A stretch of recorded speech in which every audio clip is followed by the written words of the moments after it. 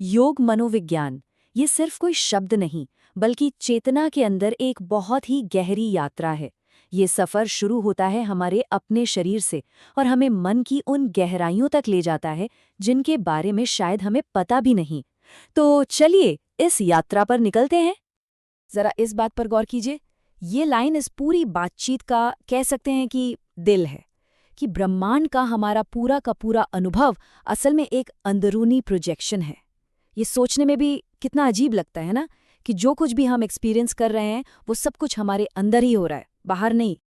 तो ठीक है, हमारी ये अंदर की यात्रा शुरू कहाँ से होती है? ये होती है हमारी सबसे ठोस हिस्से से, यानी हमारी शरीर से। योग मनोविज्ञान हमारे शरीर को एक बायोलॉजिकल मशीन की तरह देखता है, और ये कोई मामूली मशीन नहीं, बल्कि एक अविश्वसनीय रूप से कॉम्प्लेक्स मशीन है। मतलब हमारी जो फिजिकल बॉडी है वो लगातार खुद को बना रही है और पुरानी सेल्स को हटा रही है। और जरा सोचिए, इस पूरी प्रोसेस पर सबसे ज्यादा असर किस चीज का पड़ता है? हमारे खाने पीने का। सीधी सी बात है, हमारी नई कोशिकाएं उसी भोजन से तो बनेंगी जो हम खा रहे हैं। और यहीं पर बात बहुत दिलचस्प हो जाती है। देखिए, खाने को सिर्फ न्यूट्रिशन के हिसाब से नहीं बांटा गया है, बल्कि इस आधार पर कि उसका हमारे मन पर क्या असर होता है।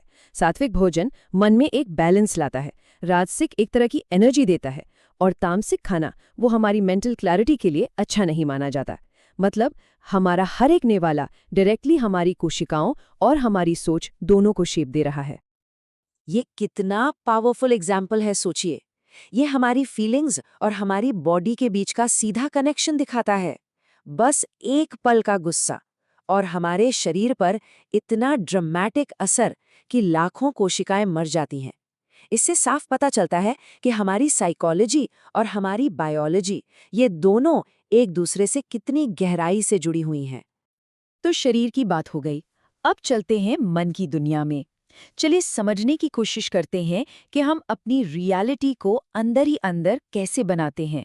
हाँ, ये सुनने में थोड़ा कॉम्प्लेक्स लग सकता है, पर यकीन मानिए ये बहुत ही फैसिनेटिंग है।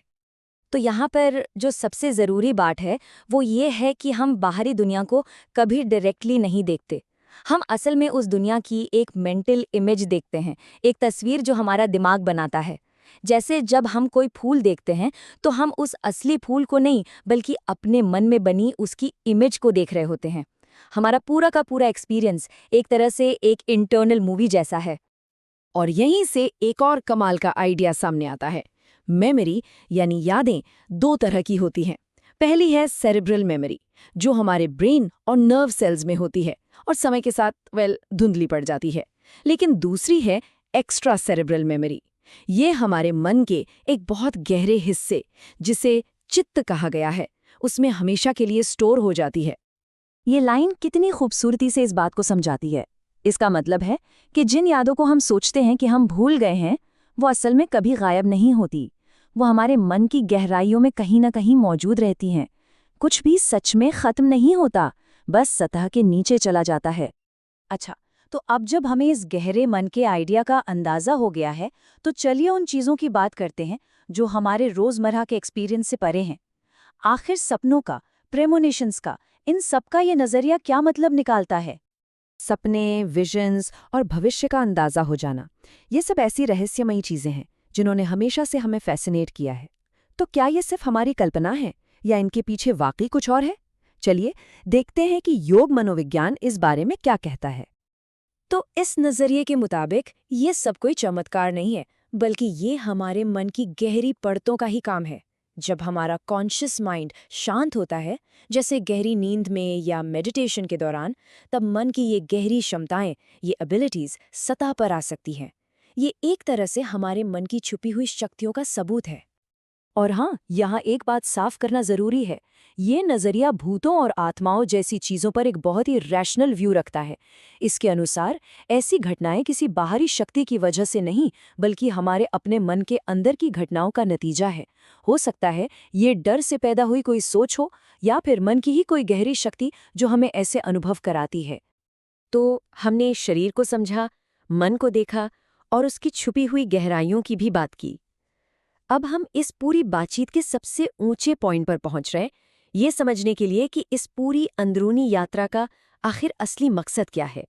ये डेफिनेशन योग के असली मतलब को बहुत ही खूबसूरती से सामने रखती है। योग का मतलब सिर्फ जोड़ना नहीं, बल्कि एक हो जाना है। जोड़ने में तो दो चीजें अपनी पहचान बनाए रखती हैं, जैसे एक सेब और दूसरा सेब। लेकिन एकीकरण में जैसे चीनी पानी में घुल जाती है, वो अपनी अलग पहचान खो देती है और मीठा पानी बन जाती है। योग का असली लक्ष्य भी यही है, हमारे छोटे से मन का उस अनंत चेतना के साथ पूरी तरह एक हो जाना। और आखिर में ये गहरा विचार जो हमें सोचने पर मजबूर कर देता है कि अगर सब कुछ हमारे अंदर से ही पैदा होता है, हमारे अंदर ही रहता है और आखिर में हमारे अंदर ही मिल जाता है, तो फिर हमारी इस अंदरूनी यात्रा की कोई सीमा भी है क्या? ये हमें याद दिलाता है कि योग का ये सफर असल में उस एकता को महसूस करने का सफर है जो हर चीज के होने का आधार है।